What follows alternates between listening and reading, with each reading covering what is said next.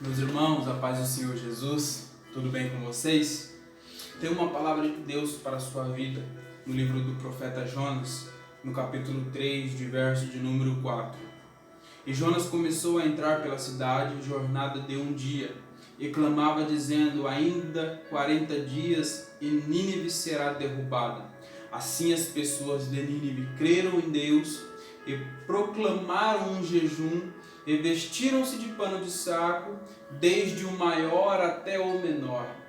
Uma palavra que eu amo por demais, o livro de Jonas eu admiro muito. Por quê?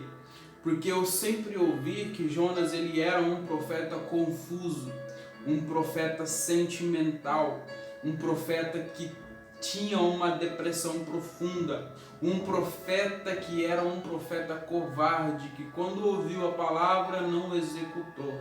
Mas quando nós lemos a palavra com o intérprete, que é o Espírito Santo, ele vai nos fazer entender que Jonas ele era um homem, Jonas ele era um ser humano, Jonas ele era um homem crente.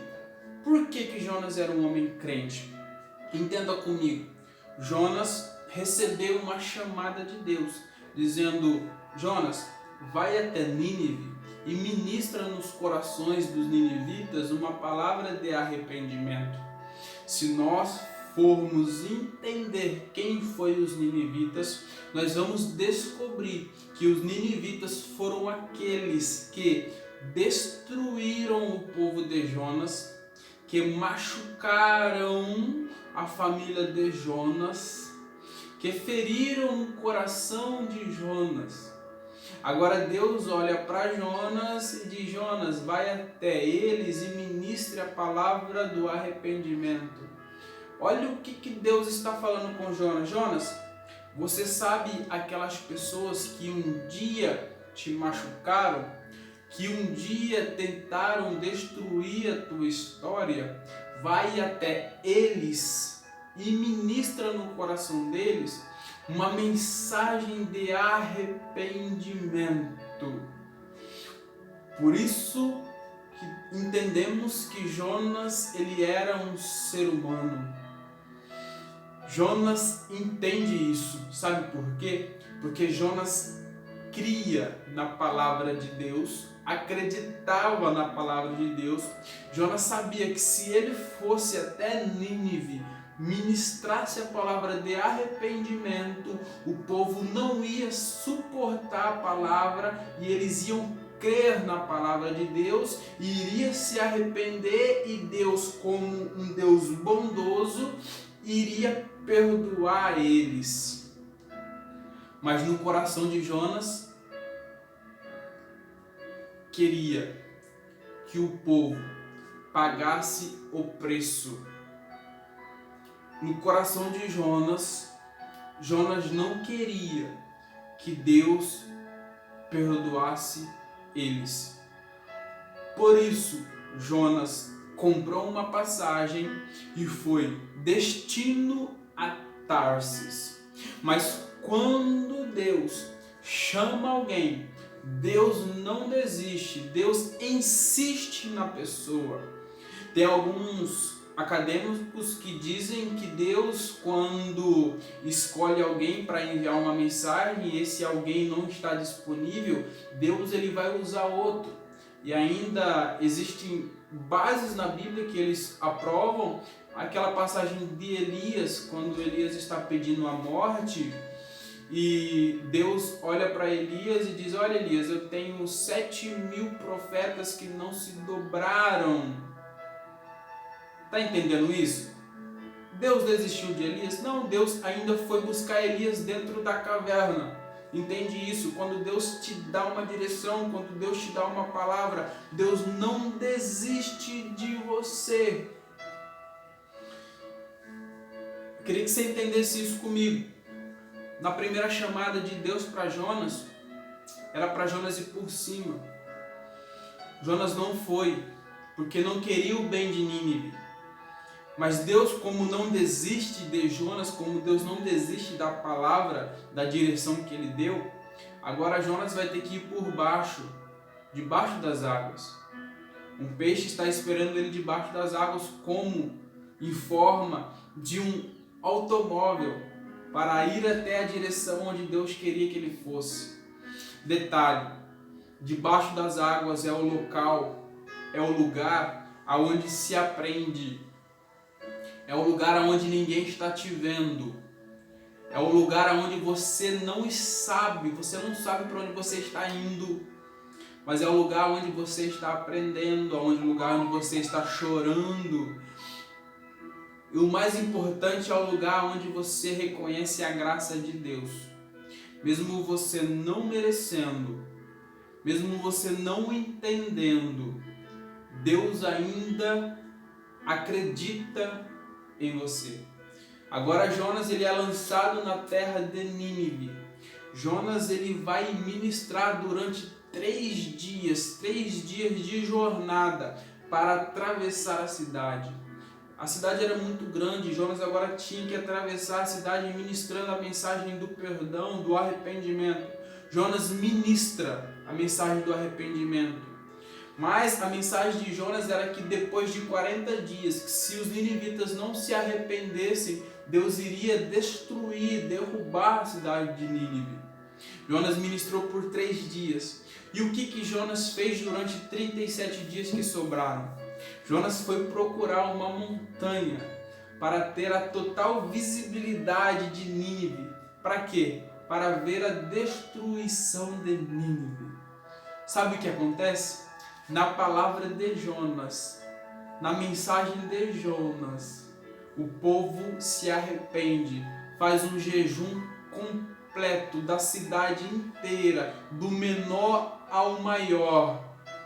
E Deus se alegra do povo de Nínive. Na montanha, o sol é tão escaldante que Jonas começa a se incomodar. Deus, com a tua misericórdia, planta uma boboreira e faz sombra para Jonas, preserva Jonas do sol.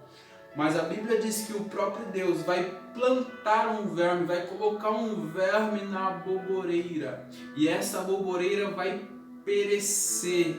E Jonas vai se irar. Olha o que Deus vai falar no capítulo 4 de Jonas, no versículo de número 10.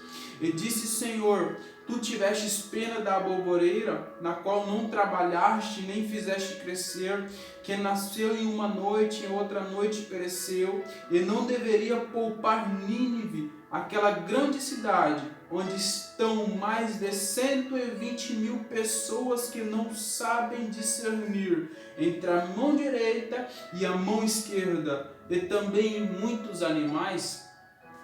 Quando Deus envia o verme para a boboreira, Jonas não aceita, Jonas se ira.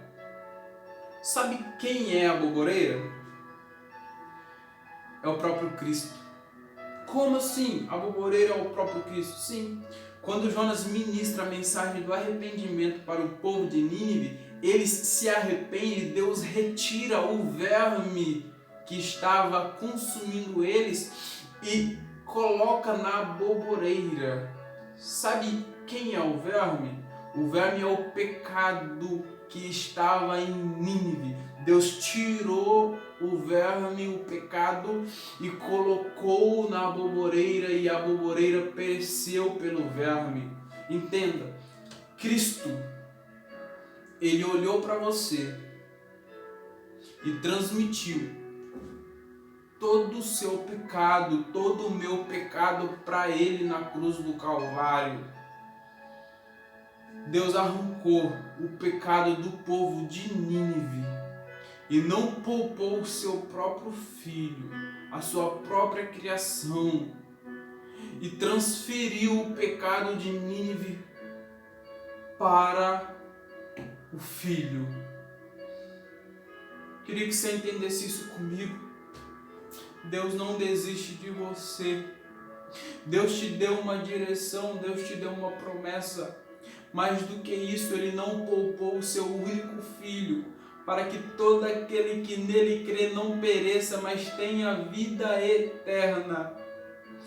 Deus usou o seu próprio filho para servir de cordeiro para ir até o matadouro, para transmitir o meu pecado, o seu pecado sobre ele. Isaías vai falar de uma forma bem clara: ele levou sobre si todas as nossas iniquidades, e o castigo que nos traz a paz estava sobre ele, e pelas suas pisaduras nós fomos sarados. Sabe por que eu sou sarado? Sabe por que você é sarado? Sabe por que você está em paz? Sabe por que eu estou em paz? Porque ele levou sobre si todas as nossas iniquidades.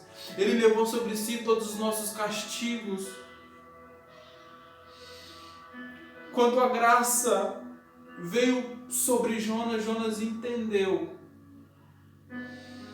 que valia a pena ministrar o arrependimento para aquelas pessoas que um dia nos feriu, que um dia nos machucou. E Deus faz uma pergunta para nós no dia de hoje: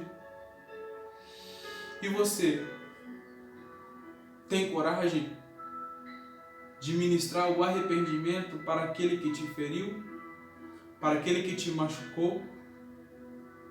Amém? Deus te abençoe muito. Até logo.